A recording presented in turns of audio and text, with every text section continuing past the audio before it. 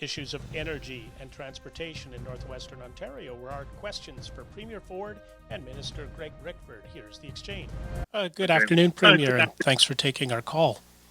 Thank you. The question's probably over to Minister Rickford, and I'm going to hide with Minister Rickford. We're up here in the north where the COVID numbers are very low. And for Minister Rickford, you've been working on a lot of projects for small business. This energy program is excellent. What other things are you hearing in the north that small businesses need, especially, say, for example, float plane operators and transportation companies?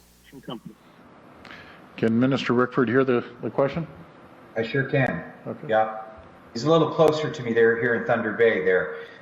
Thanks for the question. First on the energy issue, what we hear often, and it's across the province, it's not confined to Northern Ontario, is cost certainty. This is something the Premier, all of my colleagues have heard in extensive consultations with businesses, small, medium, and large, frankly. So in addition to options that we announced today in terms of pricing, certainty is something that they're looking for.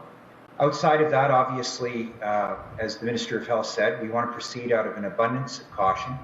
There obviously is a desire to regionalize, but it can't be at the expense of communities in and across vast Northern Ontario where healthcare resources are not what they are in some of the larger city centres. And of course, our Indigenous communities proximal to us and across the vast north. So we want to strike that important balance, and I want to give a Kenora shout out to the Minister of Health, who at every step of the way has consulted with northern communities and the Premier as well for listening carefully to what would work for us here in northwestern Ontario communities and striking that balance, as I said before, to move our economy forward. There's no question that these are trying times for small airlines flying for tourist operators. But our colleagues have been meeting and talking about these issues, and we're hopeful that in the not too distant future, we'll be able to address these more meaningfully.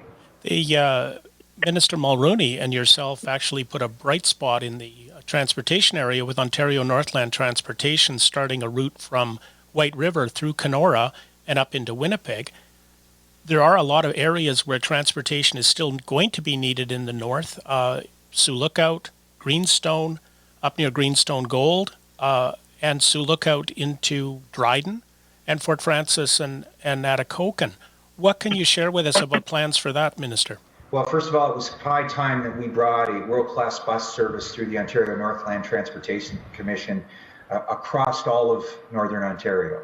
Ontario Northlands had largely served very well communities in northeastern Ontario. This has proved, as we announced last week, to be very successful, especially in the context of COVID. You know, for many people, especially those who can't drive, don't drive, some kind of transportation is still important to get to either Thunder Bay or Winnipeg and all points in between. So we've now been able to expand that service. I appreciate Minister Mulroney, all of my caucus colleagues for understanding how important this is.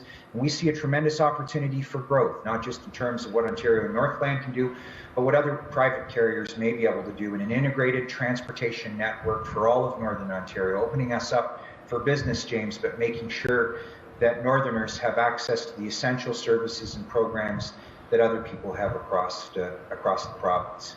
It was a great day last week. Next question. That's great. I got to tell you, I love when I get questions from the north and rural communities, because a lot of times, you know, we don't get to address it. So by all means, if you're in the rural or northern communities, please call in and ask a question, because that's a massive part of our province, and we can't ever forget those folks. And rather than being Toronto centric all the time, there's concerns out there. So thank you for calling in, by the way. That's great. Thank you. That's great. Stay up to date, stay safe, and stay subscribed. And if you're not subscribed, join Net News Ledger on our YouTube and our Facebook pages so you know what's happening.